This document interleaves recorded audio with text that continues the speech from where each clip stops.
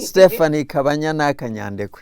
Welcome to Rwanda Beyond the Headlines. Thank you so much for having me. You are is it accurate to call you one of the founder members of the Rwanda community in Western Australia? Not Western Australia, but Australia as a whole, I would say. Our family, my mother, my older sister and myself moved to Australia in 1986, which makes us only the second Rwandan family to migrate to Australia. So we've been there for quite some time. We moved when I was 4, and have seen over, so many decades now, the Rwandan community grow just a little to around under 2,000. 2,000 in all of Australia. In all of Australia. That's a huge country. Yeah. It's the 6th largest country in the world, I think. Famously the world's largest island. Yes. So you rattle in it a little bit, the 2,000 of you. They're scattered around Australia, presumably. Yes.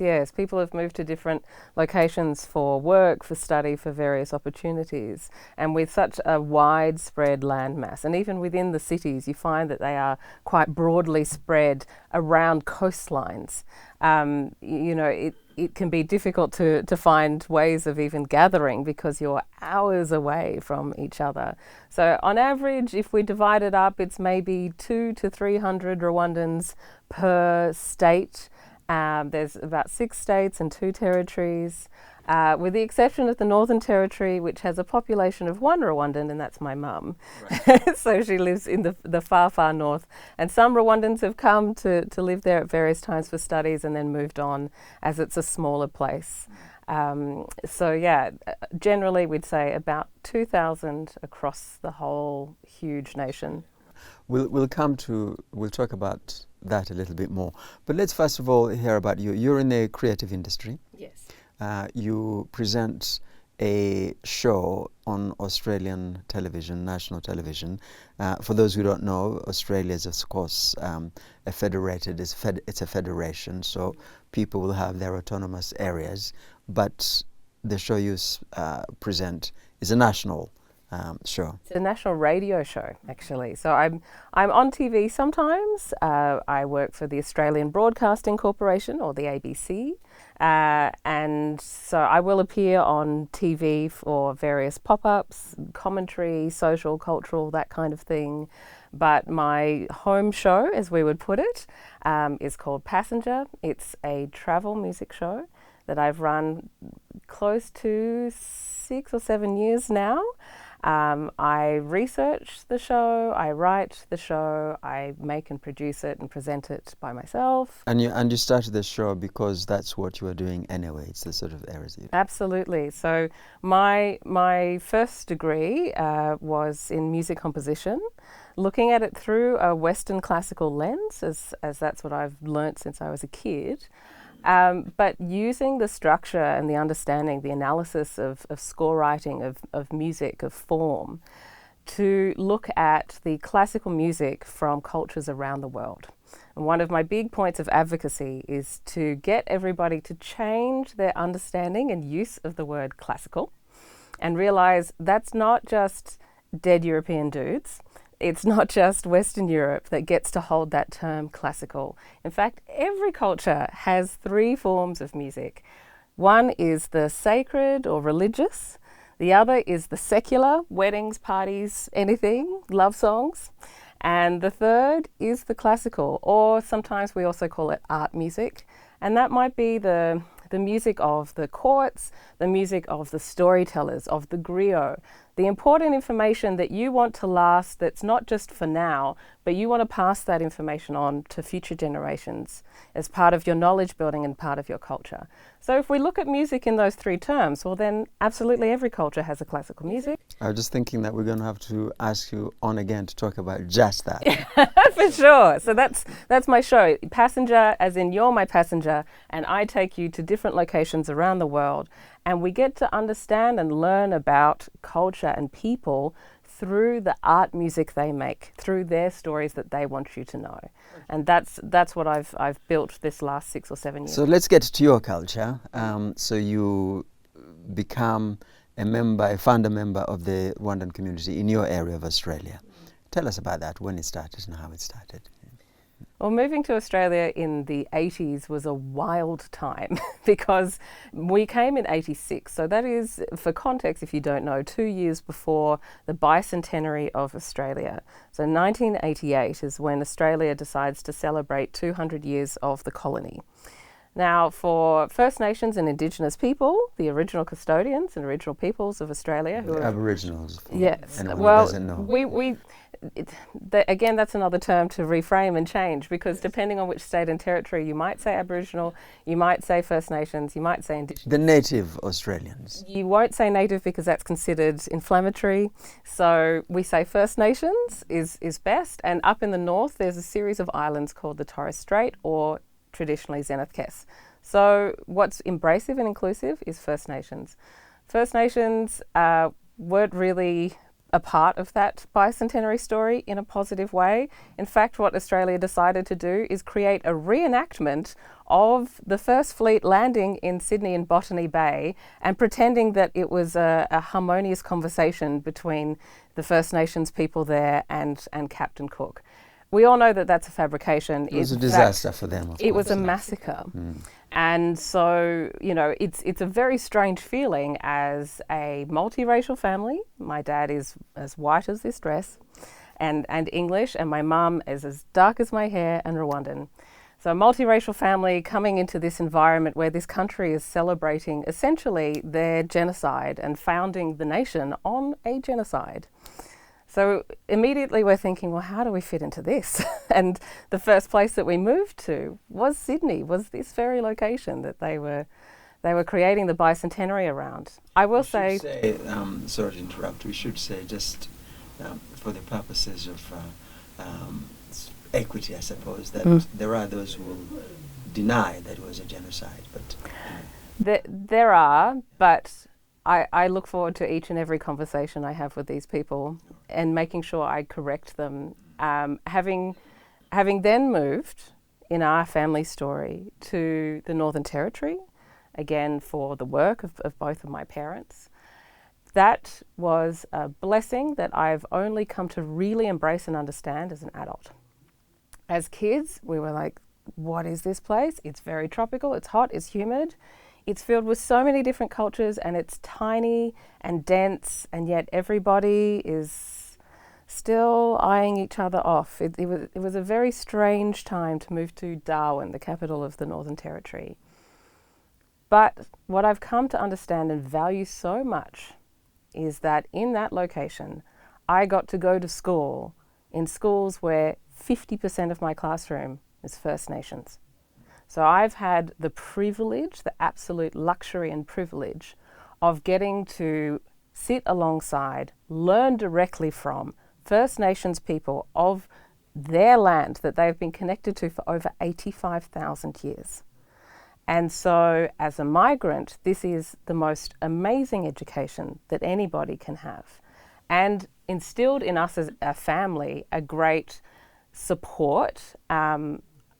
I won't say allyship, because I think the term ally is definitely overused and a flippant term that doesn't actually, I don't think it implies any action whatsoever. What I will say is accompliship.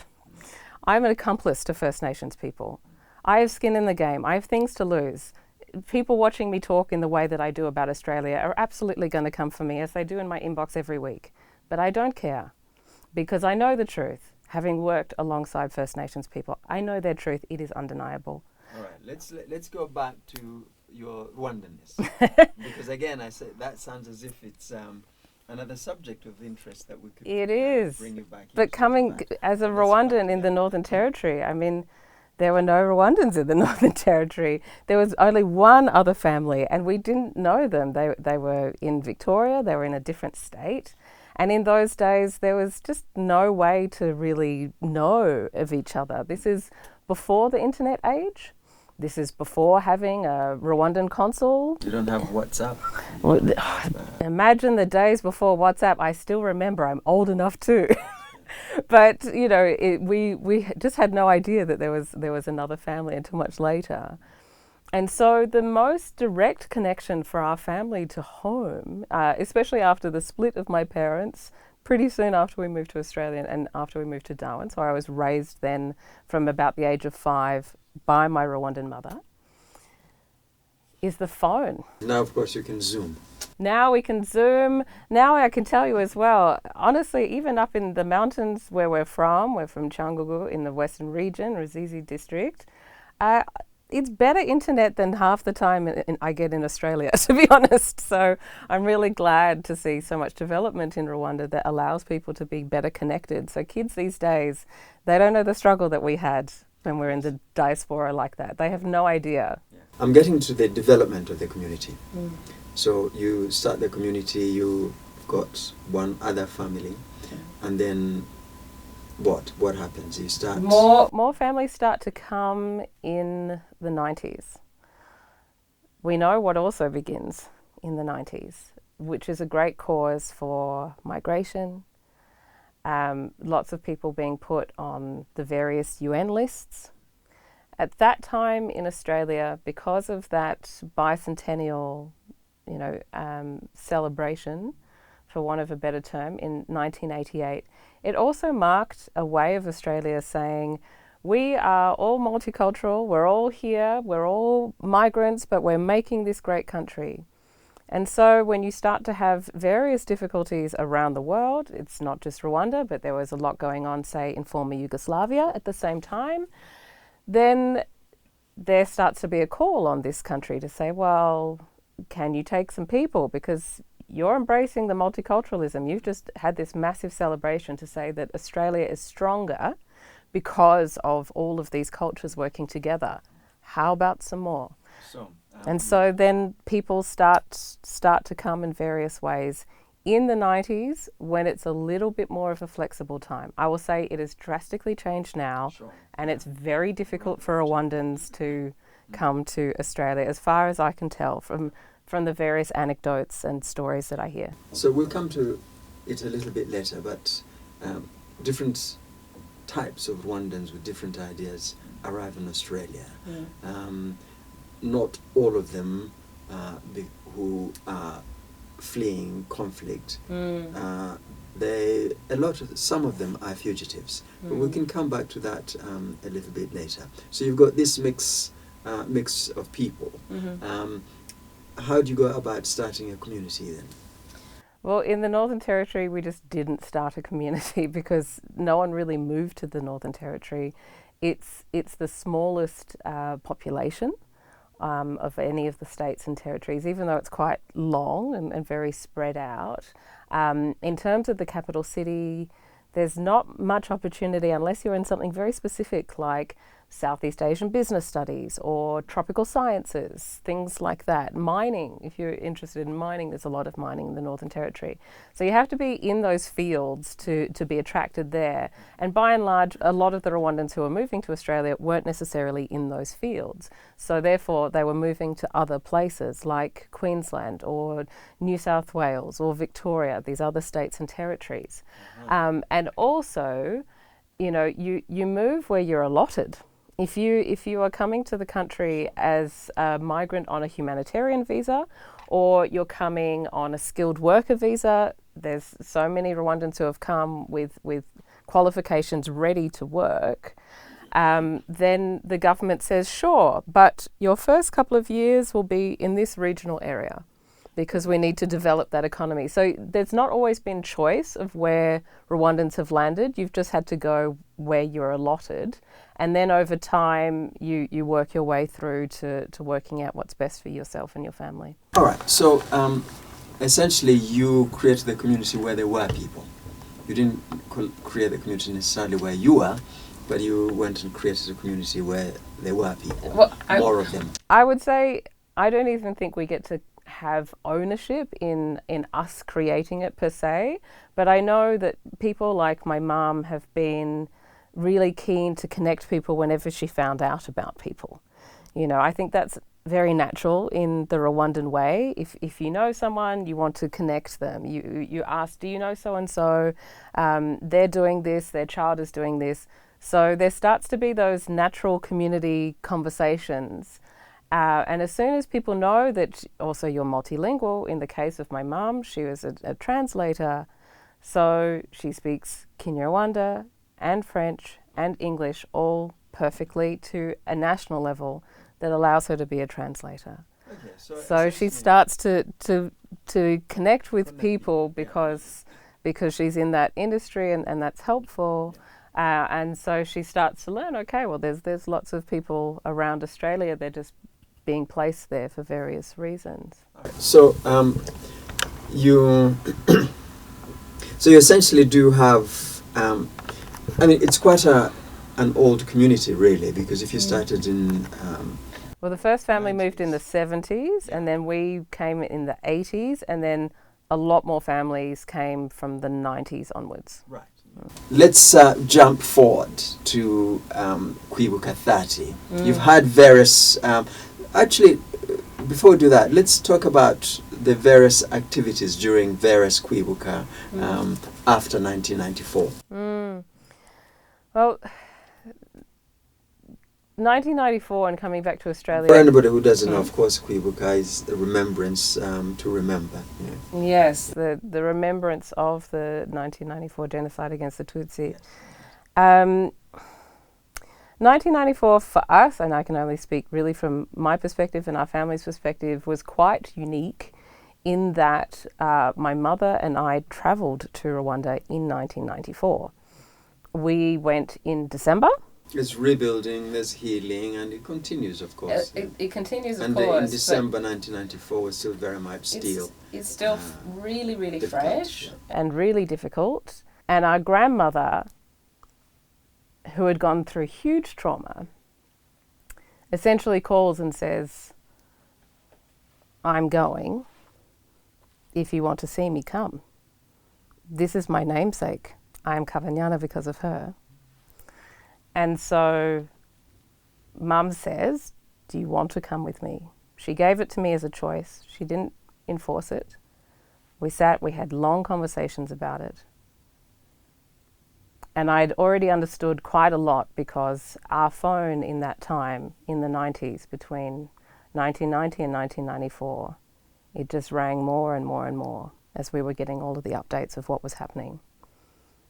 And so I already knew a significant amount. That trip was foundational in who I've become and was the most immediate hotline to my culture. Coming back to Australia, they had no idea. They had no idea what we'd gone through, even how to talk to Mum about these things. The press arrived at our door. Our phone rang off the hook. This is in the days when everybody was listed in the white pages in the phone book. So they called and they came. They even fabricated stories about our family just to fit the footage that they had collected from other news agencies. It was a wild, wild time in media. And we're here as the only Rwandans in Darwin, in the Northern Territory, by ourselves. So in 1995, in April, we don't have a community around us physically to have a year-on commemoration. And of course, there's still ongoing things happening with trying to find family, trying to help family. Other family members dying because of their wounds, their injuries, their illnesses from the genocide. So we're quite alone for quite some time. And the phone has become something that I've loved and hated all my life from those years in the 90s, being stuck to the phone as our main point of communication. And then the internet comes and email comes, and it's faster to start to connect with people and get information directly, and then also connect with the other families around Australia. It starts to become easier in the communication world. So when is your first Kwibuka, when you have other people with you, as an organised event? For me to attend one, it isn't until 2013. It took me such a long time. Some time ago. So it's still, so you've done quite a few. It's since then. And communities around Australia had held their Kwibuka. I remember in the early 2000s tuning into some Kwibuka online in the first kind of early versions of Zooms and YouTubes and things like that, just to try and connect in that way. But the place that I moved to go and study my degrees was Adelaide, the capital city of South Australia. And that city it's changed a lot now, but I remember the first week I was in Adelaide, I spent a week before I saw another black person. It is white, or it was. And so there was, as far as I knew, no other Rwandans in Adelaide. So I still didn't have an opportunity in the early 2000s to physically attend a Kwibuka. I knew about them, but I just didn't have that chance.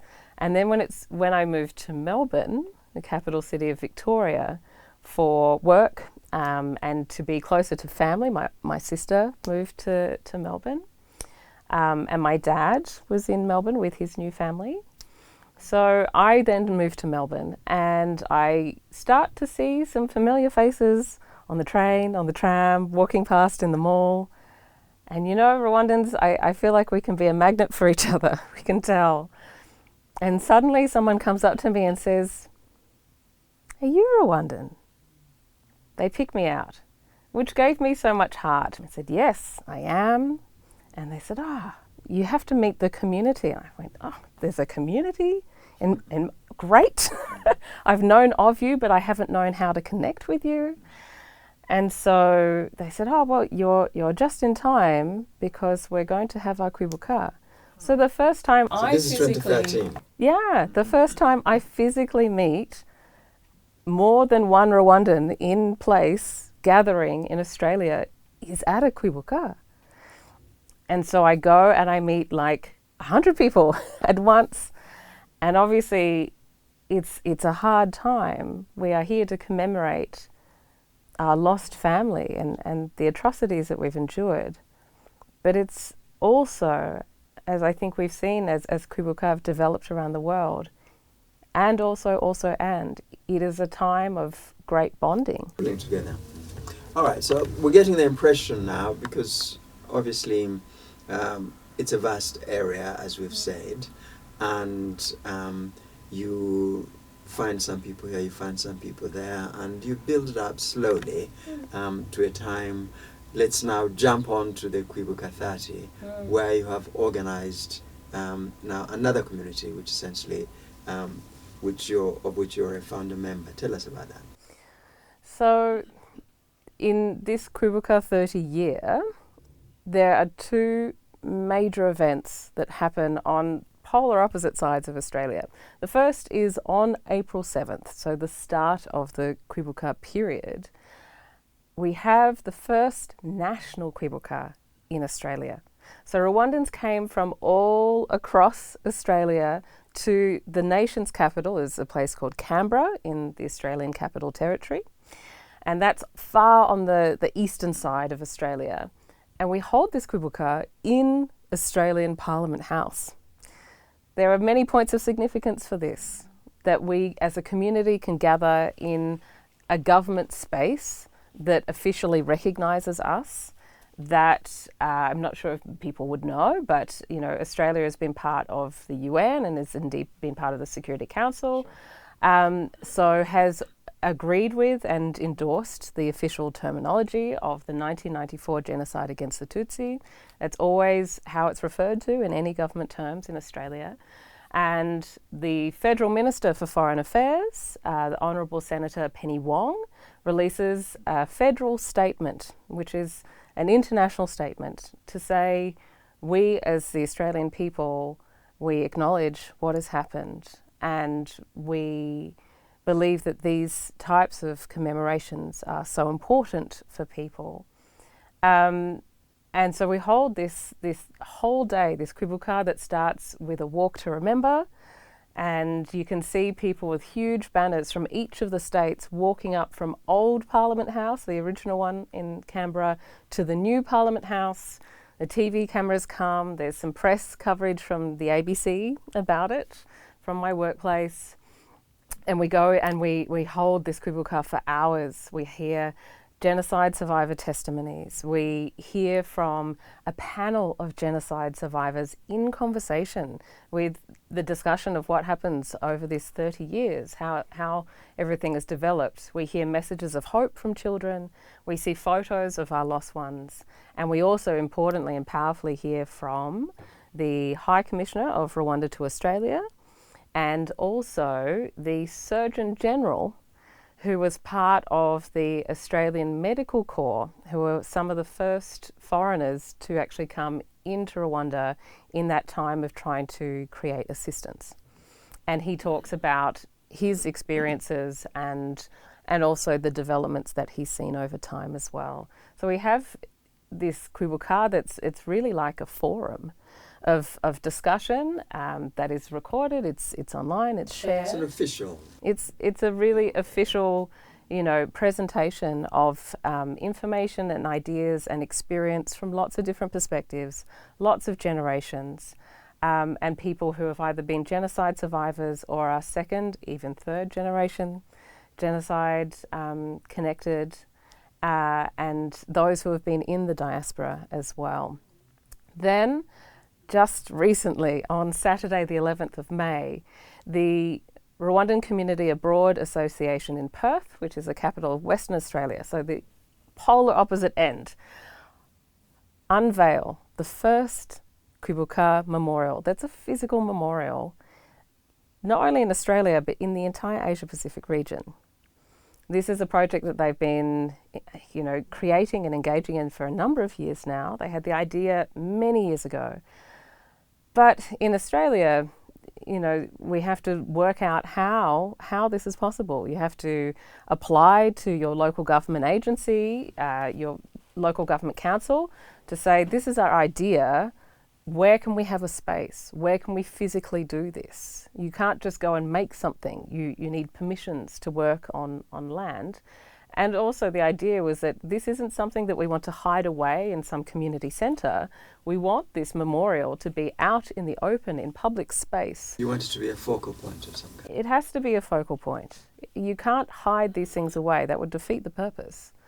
So if you're going to be out in public space and public parkland, then that involves government. Permission, of course, Yeah. So the Rwandan Community Abroad, RCA Perth, start that process of saying, okay, how do we apply? What do you need? What do we need to do? It takes years. It takes years to go through this process. It even takes the changing of a local bylaw to say that another community and culture can make a memorial on this land that ultimately is considered Crown land. And so, it's quite a tour de force for this relatively small community. There's about 300 Rwandans in Western Australia, to over many years get this happening. And as well, quite importantly, raising the funds themselves to make it. The Australian government hasn't paid for this. This is the Rwandan community who have said, no, this is so important to us, we are making this. We are putting our money towards it. It shows you the commitment and the dedication of the Rwandans. Right. So, you've got your memorials now a focal point for kwibuka, and you did it at kwibuka 30. It's a huge thing and hasn't been that easy, as you mentioned, legally to get it allowed. So, people, you weren't there, of course, this year, but people gathered around that.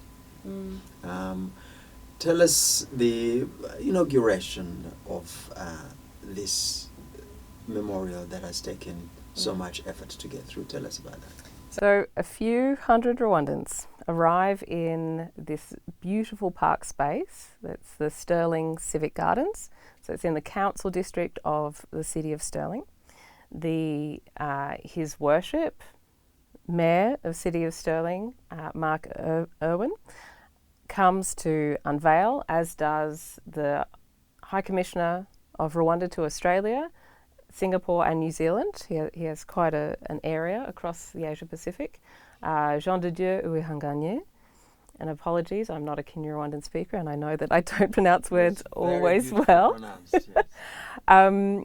So he is there. Heads of the Rwandan community abroad from Perth. Rwandans from lots of different places came, as well as Australian community members. You know, we're integrated into society. We have friends and colleagues and neighbours who also want to come and be a part of this moment and learn.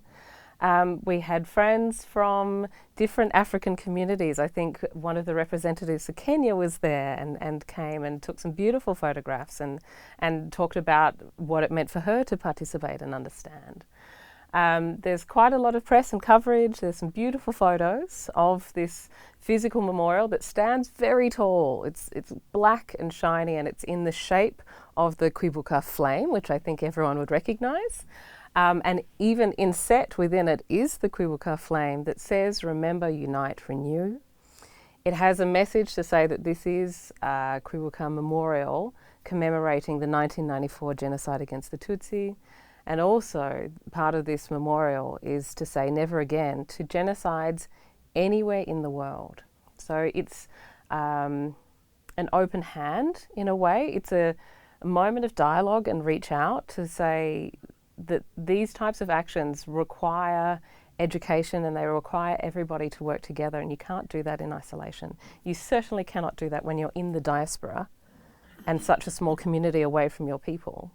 And we're very keenly aware as well. I mean, part of this memorial has a welcome to country from an Indigenous elder, that we have this memorial, but we are also on Indigenous land. This is Wajak Noongar land, in the city called in Perth, but originally it's Borlu, you know. So we as black migrants are keenly and viscerally part of that dialogue in making sure that if we're going to come and give a memorial, we also acknowledge the genocide of the people that has been on that land. And we have great empathy and compassion. And I think there's many, many instances, many stories and anecdotes of Rwandan and First Nations people working together hand in hand, because there is that sense of solidarity. So let's, you've explained it a little bit, but what will it mean to have that memorial? Can, in a way, give us the before and after? I think going through the ways that we communicate in society, the ways that we engage now, and you know, this is really with my social anthropology hat on, which is one of the key threads in my research-based artist practice. With the internet and with the power of self-publishing, there changes the system of trusting the information that is delivered to you, having gone through rigorous codes of ethics, fact-checking, and reference providing. Up until, you know, the 80s into 90s, if you're watching things presented on news, printed in newspapers, there's a certain level of trust you can have for that because of the way media associations were once structured. Now, anybody can have a YouTube channel, can post on so many different electronic platforms across the world, can relatively easily and cheaply purchase equipment that gives a high quality image and sound. It gives you the sense of professionalism. Even people have learnt how to speak like a news presenter, like a news reporter, to present information. But it doesn't mean it's true.